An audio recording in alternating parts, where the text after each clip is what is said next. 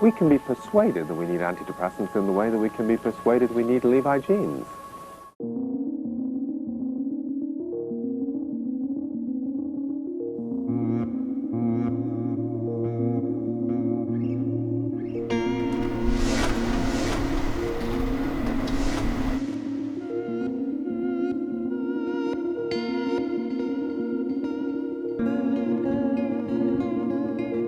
Many claim that it transforms them, makes them more calm, more confident, more productive, somehow better than well.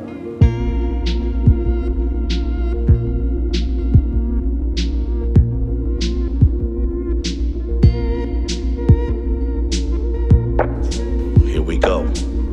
Here comes the Prozac. Prozac comes to market in 1987. That's when it gets approved. And those of us who are old enough to remember when Prozac came to market. It's the hottest psychiatric drug in history. Prozac. Prozac. Prozac, a wonder drug that works wonders. The drug itself was on the cover of magazines as this new wonder pill, this breakthrough miracle pill, okay? 6 million Americans using Prozac right now. You know it's the holiday season in New York City when the drug dealers are selling more Prozac than crack. Our powers are such now that we can give you whatever personality you want. That's how great our knowledge is advancing. That was the story told. What did science tell us? Well, go back to the 1970s when Prozac fluoxetine, which is the chemical for Prozac, the chemical name of Prozac, was first tested. You know what they found? In the 1970s. Very first studies. It caused psychosis. It caused all sorts of adverse events and really wasn't very effective for depression, okay? It almost didn't seem to have any effect. What's their next big studies? It's done in Germany. What do they see? All sorts of psychotic events, worsening of depression, homicidal, suicidal impulses, so much that the German authorities said, this is a dangerous drug. We're not going to approve it, okay? So how did it get from there to a miracle drug? What happened was, by this time, pharmaceutical companies have begun paying American psychiatrists to be their speakers, advisors, and consultants. And now go read the studies that were reported by the Americans. The psychosis is gone. The suicidal increase in suicidal ideation is gone. The homicidal problems are gone. And instead we see an effective drug, very tolerant, more tolerant, having fewer adverse effects than the old tricyclics. That's 1987. And this drug that caused psychosis, hallucinations, really wasn't very effective, really didn't beat placebo, especially if you had measurements by the patients themselves, becomes our new miracle drug. That tells you this extraordinary difference between what science is telling you in a full-bodied way and what was told to the public and other doctors.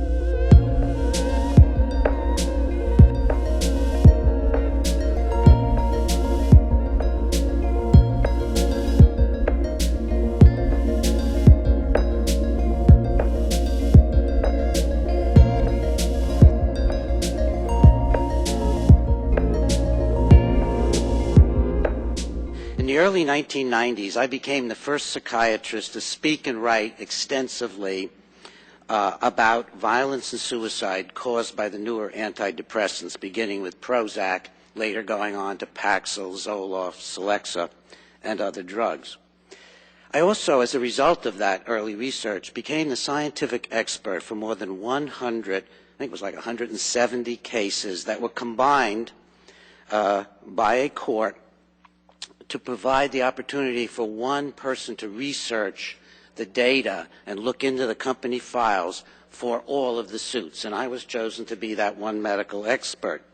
This ended up giving me experience that literally no one else in the world has had in terms of looking at the basic data from Eli Lilly and then from some other drug companies. I was shocked at what I found inside the company. Lilly found, depending on how you counted, a 6 to 12 to 1 ratio of suicide attempts, not just thinking, attempts, in the control group compared to placebo.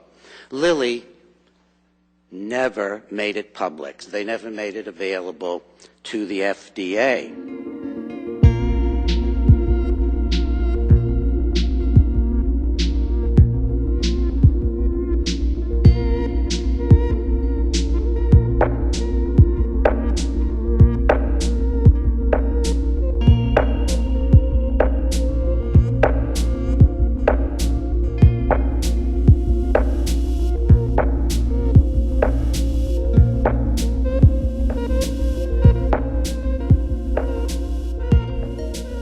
So after some wrangling, the medical profession accepted officially in the 1980s on the grounds that they produced a withdrawal syndrome, that benzodiazepine were dependence-producing or addictive. So then the drug companies started a campaign to replace benzodiazepines with the new antidepressants, the SSRIs, such as Prozac, which were also heralded as good not only for depression, but also for panic, generalized anxiety, phobias, post-traumatic stress disorder, and OCD. And Prozac was so successful that drug companies vied to make cheaper Me Too SSRIs. So now we have at least 6 other SSRIs in addition to Prozac. But lo and behold, patients reported that SSRIs produced a withdrawal reaction too, which also included anxiety when they were stopped. And in a scramble to prove that SSRIs were not addictive, the American Psychiatric Association produced a new manual, DSM-4, which actually changed the definition of drug dependence by adding a few more criteria. And they replaced the term withdrawal syndrome with the patronizing euphemism discontinuation reaction, as if patient would think there was some subtle difference between discontinuation and withdrawal.